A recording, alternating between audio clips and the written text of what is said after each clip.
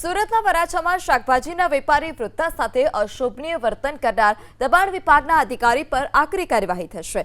વરાછામાં દબાણ દૂર કરતી વખતે એક શાકભાજીનો વિપ્લવ કરતા વૃદ્ધના માલ સામાન દબાણ શાખાની ટીમે જપ્ત કર્યો। આ સમયે વૃદ્ધા દબાણ શાખાના અધિકારી રીતેશ બ્રહ્મભટ્ટ પાસે ગયા અને સામાન જપ્ત ન કરવા આજીજી કરી। આ સમયે વૃદ્ધાની મજબૂરી અને કાકલુદી ધ્યાને લેવાને બદલે રીતેશ બ્રહ્મભટ્ટે અશોભનીય વર્તન કર્યું। માતાની ઉંમરના વૃદ્ધા સાથે અધિકારીના તોછડાઈ ભર્યા વર્તનનો વિડીયો પણ સોશિયલ મીડિયા પર વાયરલ થયો છે, જે સુરત મનપાના અધિકારી અને શાસકો પર દાગ લગાવી રહ્યો છે।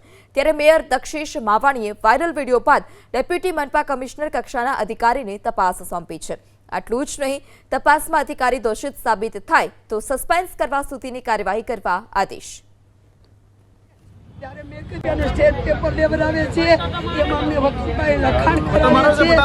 પછી અમને ભટ્ટ સાહેબે મને શું કીધેલું ખબર તમને? હું જ્યારે મારો માલ છોડાવવા ગઈ ને ત્યારે મેં કીધું ભટ્ટ સાહેબ હું તમારી માની ઉંમરની છું, તો કે મારા બાપને એક જ બાયડી બરોબર છે, મારે બીજી બાયડી મારા બાપને નથી કરવી। હું એના બાપની બાયડી ઉઠાવવા ગઈ હતી। હું અમે એવા ધંધા કર્યા હોત તો 40 વર્ષ તમે વગડા નાખી ન બેસી શકત। આવા શબ્દ અમે આપીએ છીએ બધાના, શું કામે અમારા છોકરાઓ ખાતા।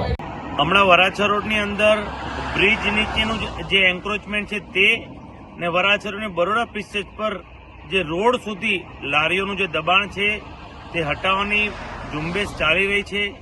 તેમાં સોશિયલ મીડિયાની અંદર ગઈકાલથી એક મહિલાનો વિડીયો ફરી રહ્યો છે। તેમાં મહિલા કહે છે કે એક અધિકારીએ મારી સાથે અભદ્ર ભાષામાં વાત કરી। મેં આજે